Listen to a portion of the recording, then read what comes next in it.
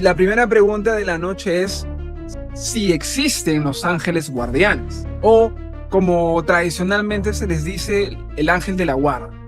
Como latinos vivimos la gran mayoría de nosotros en un contexto católico y seguramente incluso te deben haber enseñado cuando estabas pequeño la oración del ángel de la guarda, ¿no? Claro. A mí me la enseñaron. Yo, por ejemplo, cuando estaba chiquito, mi profesora de primaria me la enseñó y yo oraba. Me acuerdo que hacía el Padre Nuestro, el Ave María y luego hacía el ángel de la guarda, ¿no? Claro, ¿cómo era él? Ángel de la guarda, dulce compañía, no me desampares ni de noche ni de día. Yo lo decía también, o sea, como tradición, ¿no? Nunca me puse a pensar si realmente tenía un ángel al costado, ¿no? Pero, ¿sabes qué? Hay experiencias espirituales que me pueden llevar a pensar que sí. De hecho, el día de hoy, el versículo más importante, ¿no?, sobre el que vamos a estar tal vez rondando, es el de Hechos, capítulo 12. Pasa que Pedro está encarcelado. Entonces dice la Biblia en el versículo 7 que de repente un ángel de Dios se le apareció. Una luz brilló en la cárcel, el ángel tocó a Pedro para despertarlo y le dijo: levántate, date prisa. Y lo sacó y lo llevó a la casa donde estaba la gente de la iglesia orando por él, ¿no? Porque querían su libertad. Y Pedro llegó a la entrada de la casa y llamó a la puerta. Y una sirvienta llamada Rode salió a ver quién llamaba. Ese es el versículo 12. Salió la chica a ver quién llamaba y en el 14 dice: al reconocer la voz de Pedro fue tanta su alegría que la flaca ni siquiera abrió la puerta, sino que fue corriendo a decirle a la gente: está Pedro afuera. Y lo que la gente le dijo: oye, estás loca. La trataron de loca, pero como ella insistía en que Pedro estaba en la puerta, la gente pensó que tal vez habían visto a un ángel, o como dicen algunas versiones, al ángel de Pedro. Mientras tanto, Pedro seguía tocando la puerta: oye, ábrame, ¿no? Hasta que le abrieron y todos se quedaron sorprendidos de verlo allí. Dice el versículo 17, Pedro les hizo señas para que se callaran, porque mucha huya, y empezó a contarles cómo pasó esto del ángel y que lo liberó. Y le dijo: vayan y cuenten a Jacobo, y él se despidió y se fue a otro pueblo para que no lo apresen, ¿no? En el libro de Blake Healy, él básicamente lo que afirma es que cada persona tiene un ángel guardián. De hecho, él lo afirma porque no por nada se le dice un vidente, sino que es porque él puede ver cosas del mundo espiritual. O eso es lo que él afirma. Habría que creerlo, en todo caso, ¿no? Eso es algo en todo caso que vamos a ir desarrollando conforme vayamos avanzando en el tema, ¿no? Pero básicamente él dice que dentro de todas las ocasiones que ve cosas en el espíritu, ha podido notar de que todas las personas, absolutamente todas, tienen un ángel guardián. Ahora sí, ojo que este pata, en el libro que tú estás mencionando, ha tomado este versículo que es el que más se podría usar para esos fines, pero ojo que en la Biblia católica hay versículos mucho más específicos sobre ángeles guardianes. ¿Qué está planteando el libro entonces? Claro, no es una creencia común en la iglesia evangélica. Y ahí comenzamos justamente con eso. O sea, sobre la cuestión de que si existe un ángel de la guarda, no. Lo que vemos ahí es básicamente un ángel que libera a Pedro, y cuando Pedro llega a la casa de los discípulos, cuando se les cuenta la noticia de que era Pedro quien estaba en la puerta, lo primero que piensan es: de repente no has visto a Pedro, sino has visto a su ángel. Como que si fuera una cosa bastante común. Como que si la creencia de todos los que estaban ahí era que existía tal cosa como el ángel de tal persona. O sea, vamos ahí viendo cómo tenemos, en todo caso, para mí yo lo tomo como que un fundamento bíblico para comenzar a pensar de que eso sí es posible en realidad. Pero es posible porque la gente lo creía en ese momento, pero no necesariamente hablamos de teología. Claro, o sea, como que se da un sustento como parte de lo que viene a ser la idea de que existe tal cosa como un ángel de la guarda o un ángel guardián. De hecho, el libro incluso no se queda ahí, sino que va más allá, porque hace un examen un poquito más minucioso del texto, pero para agregarle de repente un poquito más de peso incluso, porque yo creo, en lo personal, cuando yo leo este texto, me parece que sí podemos deducir de que dentro de los discípulos, como vuelvo a repetir, esta era una creencia común, si no hubieran dicho eso. Ahora, tengo por ejemplo el comentario del contexto cultural de la Biblia del Nuevo Testamento por el autor Craig Keener. La reacción de los discípulos no fue una alucinación, sino que estaba basada en la angelología judía del segundo templo. Para entender, o sea, cuando se habla de los judíos o el judaísmo del segundo templo, es una referencia a los judíos del tiempo de Jesús. Porque hay que especificar muy bien eso, porque el judaísmo de los tiempos de Moisés y de los tiempos de Jesús no es el mismo, así como el judaísmo que tenemos de hecho hoy en día tampoco es el mismo del judaísmo del segundo templo. Entonces por eso se especifica de qué temporada es, ¿no? Entonces dice este comentario que para los judíos era completamente normal la creencia de que cada persona, o por lo menos cada persona justa, tenía un ángel guardián que siempre estaba con él. Ah, qué interesante. Entonces ahí te das cuenta que desde un punto de vista también de un experto bíblico, también sostiene en este caso ese punto de vista, ¿no? Ahora, vale la pena también agregar a esto, Axel, a esta respuesta, y para que tengas un contexto amplio, ¿no? Que más allá de esta versión, hay otra versión también que indica, por tradición cristiana, que podrían haber ángeles guardianes. ¿Y cuál es? El Catecismo Católico. El Catecismo Católico en el punto 336 dice: desde su comienzo hasta la muerte, la vida humana está rodeada de su custodia y de su intercesión.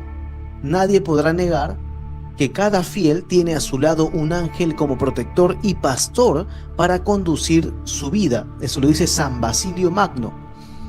Ahora dice, desde esta tierra, San Basilio, desde esta tierra, la vida cristiana participa por la fe en la sociedad bienaventurada de los ángeles y de los hombres unidos en Dios. Como que hay una coinonía entre ángeles y humanos. Eso dice el catecismo, o sea, es teología católica directamente. ¿Y ahora en qué se basa? Porque a veces citan el catecismo como si fueran alucinaciones de los papas, ¿no? Pero no, su base bíblica está en un libro que los evangélicos no pueden considerar porque no creen en esos libros.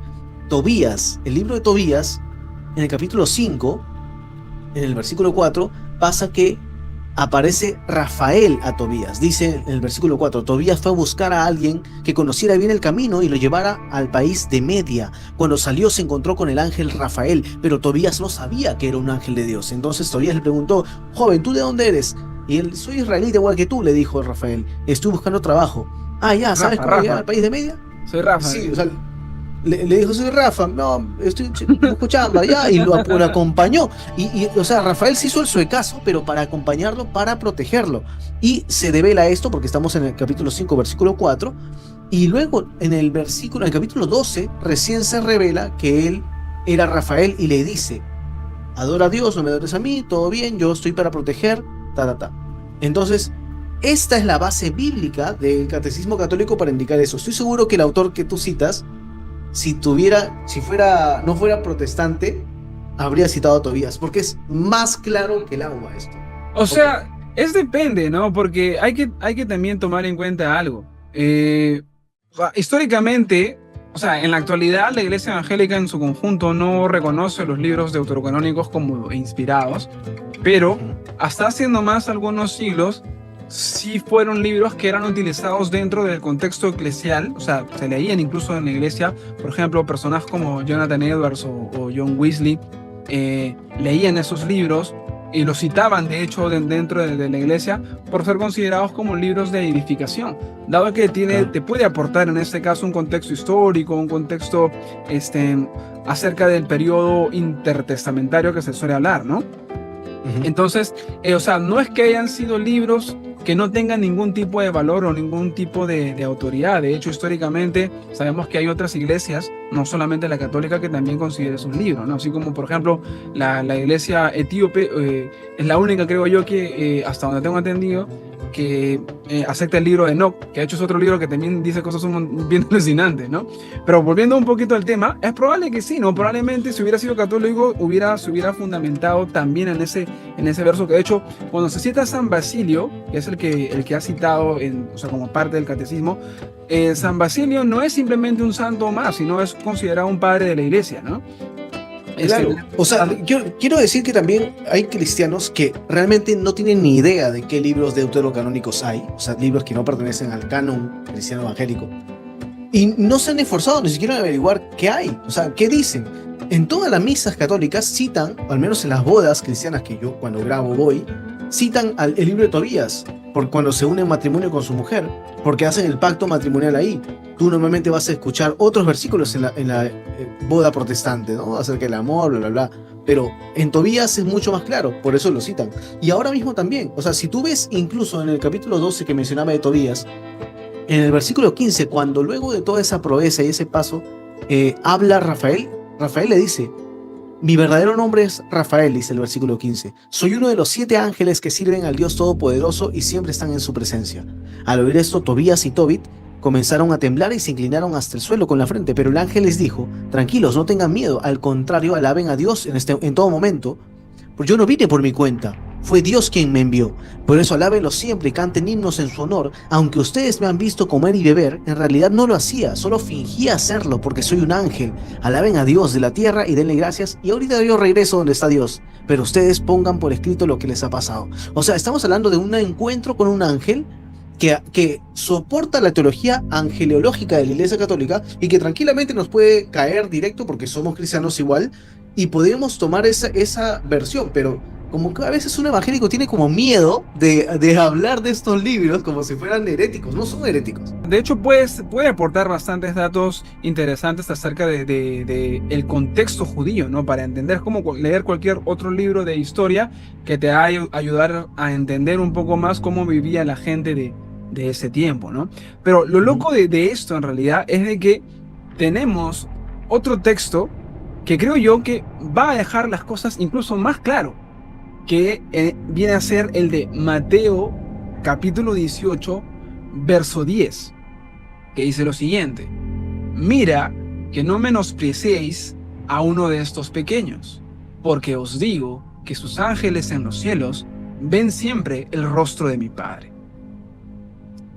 O sea, y si han prestado atención, la parte en la que dice sus ángeles, porque os digo que sus ángeles en los cielos ven siempre el rostro de mi Padre, haciendo referencia a los ángeles de aquellos pequeños. Entonces, ¿qué está diciendo Jesús ahí? ¿O qué parece decir en todo caso, si no queremos hablar tal vez en términos completamente contundentes, ¿no? O sea, parece dar a entender de que hay ángeles que están asignados por lo menos a esos pequeños, ¿no? A esos niños. O si de repente se refiere a gente que es nueva en la fe, si entendemos también por pequeños alguien que es nuevo, ¿no? Que recién está comenzando en los caminos de Dios. Lo cierto es de que sí está dando a entender como que sí hay ángeles que están asignados o como que si fueran de la propiedad, por así decirlo, de esas personas. Porque si no, ¿por qué diría sus ángeles? Claro, entonces, si quisiéramos concluir en una respuesta específica para ti, tendría que ser: la Biblia da indicios claros de que hay ángeles que sirven específicamente a humanos o que, en todo caso, viven en comunión con los humanos con funciones puntuales. Incluso en el Catecismo Católico ya ni siquiera se especula, de frente se dice: a cada ser humano le corresponde un ángel que le sirve. Ahora, en este libro que Axel está mostrando, que es un hombre cristiano protestante, por cierto, que es un hombre de Dios, se ve, no se ve un farsante, él también propone esto y está sustentándolo con Hechos y con Mateo. ¿Cuál era el verso de Mateo? El de Mateo es capítulo 18, versículo 10. Quiero citar a otro autor que va a llevar el tema más random todavía, ¿ya?